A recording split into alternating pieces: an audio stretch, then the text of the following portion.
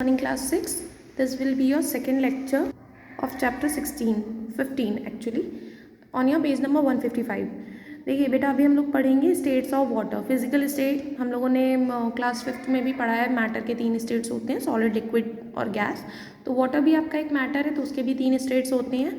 Solid में ice या snow form में होता है, लिक्विड में वाटर फॉर्म में होता है जो हम लोग जनरली यूज़ करते हैं, और गैस में वाटर वेपर की फॉर्म में, जिसे हम स्टीम भी कहते हैं। ठीक है, तो अब ये 3 स्टेट्स होती हैं वाटर की। इनके बारे में डिस्क्रिप्शन में आप पढ़ेंगे क्लास 7 में।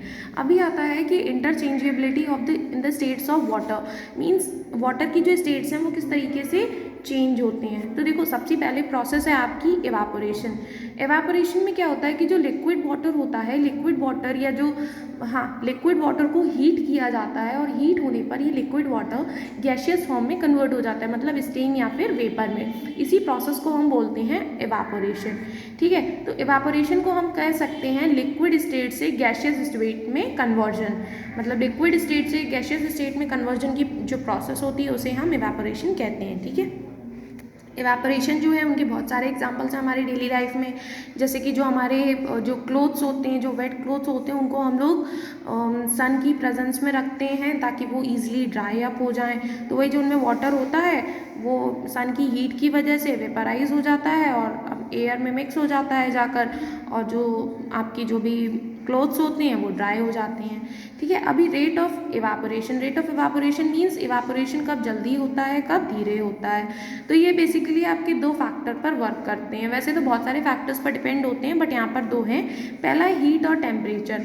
तो हीट जितनी ज़्यादा होती है, टेम्परेचर जितना ज़्यादा होता है, उतना ही जल्दी वाटर वेपर में कन्वर्ट होते हैं, तो रेट ऑफ इवेपोरेशन उतना ही ज़्यादा होता है। ठीक है, और जितना ज़्यादा सरफेस एरिया होगा उतने ज़्यादा वाटर वेपर्स एक बार में रिलीज़ होंगे।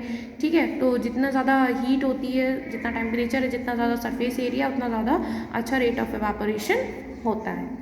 ठीक है, उसके बाद आते हैं कंडेंसेशन पे। कंडेंसेशन में क्या होता है कि जो वाटर वेपर होता है, वाटर वेपर को जब हम कूल करते हैं, और कूल होने पर जब वो लिक्विड फॉर्म में कन्वर्ट हो जाता है, ठीक है, किस फॉर्म में, लिक्विड फॉर्म में, वो गैस से लिक्विड का जो कन्वर्जन होता है उसे हम कहते हैं कंडेंसेशन। ठीक है, लिक्विड से गैशियस का कन्वर्जन इवेपोरेशन, गैशियस से लिक्विड का कन्वर्जन कंडेंसेशन। ठीक है, तो जैसे कि आप क्या करो, when we put ice cold water in a glass, we see small droplets of water on the outside surface. These droplets are formed because of the water vapor present in the air. When this vapor comes in contact with the cold surface of the glass, it condenses. क्या होता है कि जब आप जैसे जो आइसी cold water होता है, आप उसे किसी ग्लास में रखो, तो आप देखोगे कि ग्लास की जो भी सरफेस है उस पर छोटी छोटी सी वाटर ड्रॉपलेट्स आ जाती हैं। तो वो कैसे आ जाती हैं कि एयर में जो भी वाटर वेपर्स प्रेजेंट होते हैं, जब वो वाटर वेपर्स उस सरफेस के कांटेक्ट में आते हैं तो उसका टेम्परेचर कम होता है, तो वो वाटर वेपर्स भी कूल होते हैं, और कूल होने की वजह से वो कंडेंस्ड हो जाते हैं, यानी वेपर से लिक्विड में कन्वर्ट हो जाते हैं और हमको ड्रॉपलेट फॉर्म में मिलते हैं। ठीक है, उसके बाद आती है आपकी वाटर साइकिल। तो वाटर साइकिल में क्या होता है कि जो भी आपके ये जो भी सी हैं या ओशियन हैं, या जो भी आपके ये वाटर आपकी बॉडीज़ हैं, उनसे जो भी वाटर होता है वो एवापोरेट होता है, और फिर रेन फॉर्म में वापस से उन वाटर बॉडीज़ में मिल जाता है। तो यही जो सर्कुलेशन होता है लैंड और वाटर बॉडीज़ के बीच में वाटर का, इसी को हम लोग कहते हैं वाटर साइकिल।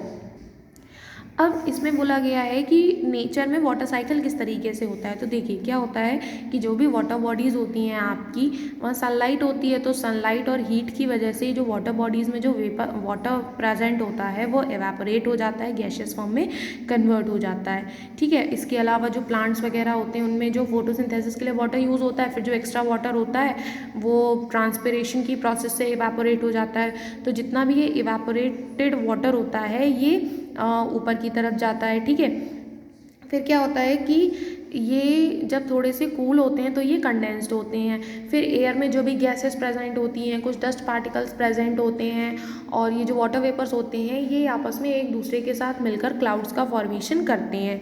फिर ये क्लाउड्स जब ओवरसाइज्ड हो जाते हैं, जब ये कम्प्लीटली फिल्ड हो जाते हैं, तो इन क्लाउड्स में से जो वाटर है वो रिलीज़ होता है, रेन ड्रॉप्स की फॉर्म में ड्रॉपलेट्स में निकलते हैं। ठीक है, और ये जो ड्रॉपलेट्स होते हैं ये वापस से वाटर बॉडीज़ में, या हम कहेंगे कि हमारी अर्थ की सरफेस पर आते हैं।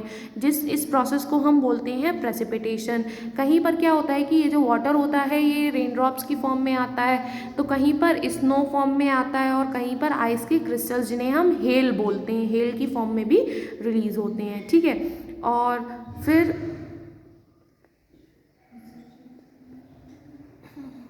ठीक है, तो और फिर से ये जो वाटर होता है ये उन रिवर्स में और जो भी आपकी वाटर बॉडीज़ हैं उनमें चला जाता है, और बचा हुआ जो वाटर होता है वो सॉइल के थ्रू स्वीप कर लिया जाता है, तो वो ग्राउंड वाटर उससे रिचार्ज हो जाता है। और फिर सेम प्रोसेस होती है सनलाइट में, फिर से इवेपोरेशन होता है, इवेपोरेशन से प्रेसिपिटेशन होता है, और फिर से रेन होती है, और फिर से जो भी वाटर बॉडीज़ होती हैं वो रिचार्ज होती हैं। तो इस तरीके से वाटर साइकिल आपके नेचर में होती है। ठीक है, आपका लेक्चर यहीं पर कंप्लीट होता है। अभी जो भी ये क्विक रिस्पांस क्वेश्चंस हैं 1 2 3 4, ये क्विक रिस्पांस क्वेश्चंस आपको आपकी रफ नोटबुक में होमवर्क में करने हैं। Okay, thank you class.